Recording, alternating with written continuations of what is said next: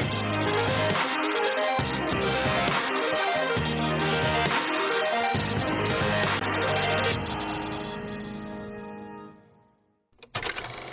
un Bonjour. honneur de vous recevoir chez nous à DFM, radio spécialisée dans l'économie en zone CEPAC et au Cameroun.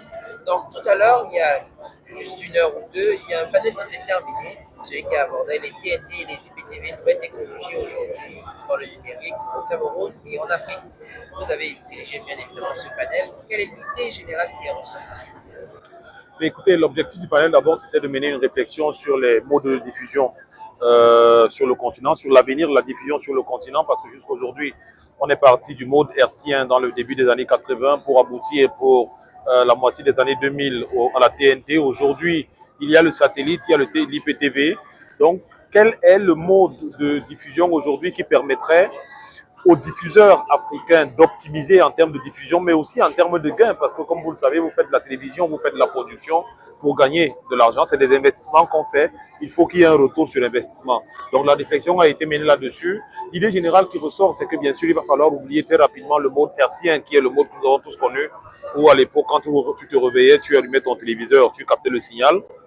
Aujourd'hui, le mode de diffusion le plus répandu est celui par satellite, celui par exemple sans faire de publicité qu'on utilise quand on regarde CanalSat.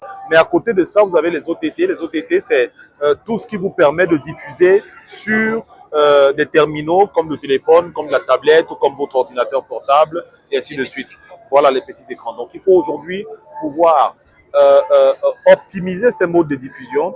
Et pour cette optimisation-là, il est important qu'il y ait des plateformes de concertation qui se fassent, comme on a eu l'exemple pour la Côte d'Ivoire et pour le Niger, entre tous les stakeholders, c'est-à-dire que entre les opérateurs diffuseurs, entre les pouvoirs publics, c'est-à-dire que l'État, entre les producteurs de contenu et bien sûr entre les diffuseurs classiques que sont les chaînes de télévision. Donc c'est cette synergie-là qu'on essaie de créer parce que la réflexion centrale du SINAC finalement c'est quoi? C'est de réfléchir au développement de l'audiovisuel sur le continent africain. Et si on développe la production des contenus, il faut également penser à comment les diffuser, à comment les mettre à la disposition des publics. Ce qui veut dire qu'on reste toujours dans cette même veine que le thème général de l'émission 3 a créé, c'est-à-dire les nouvelles technologies, comment sortir, je dirais comme ça, de l'ornière pour accueillir ces nouvelles technologies qui vont nous permettre de développer les médias et de sortir des problématiques quotidiennes. Oui, mais non, non.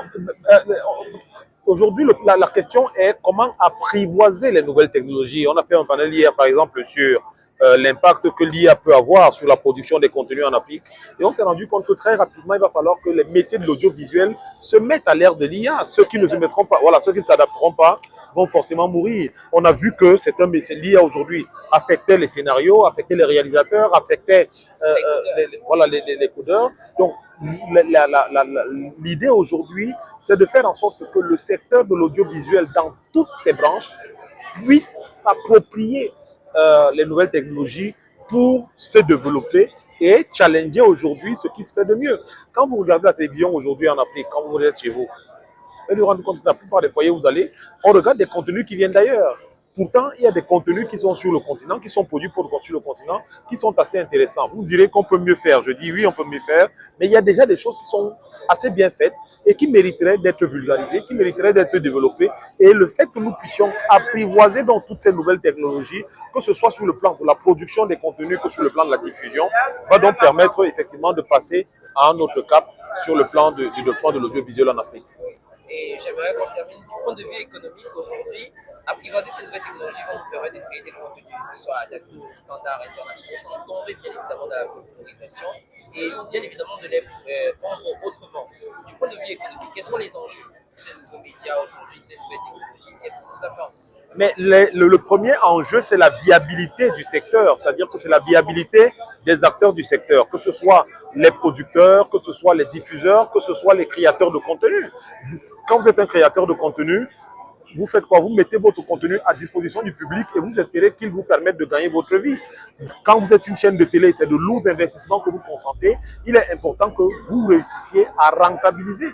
Donc, c'est la viabilité de ce secteur-là en termes d'infrastructure, en termes de structure et en termes d'emploi pour les jeunes générations. C'est le premier enjeu économique, c'est un enjeu économique important. Et également, aujourd'hui, il faut pouvoir j'ai pas envie de dire concurrencer, c'est pas le terme que j'aime beaucoup, mais il faut pouvoir être présent sur le marché mondial de la production et de la diffusion audiovisuelle. Et c'est également un enjeu donc sur le plan économique. C'est globalement ça les enjeux, c'est les enjeux de survie d'un secteur sur le continent africain qui a encore du mal à, à sortir totalement de l'ornière. Merci beaucoup. Je vous en prie, c'est moi qui vous remercie. Je vais vous laisser repartir. Merci beaucoup.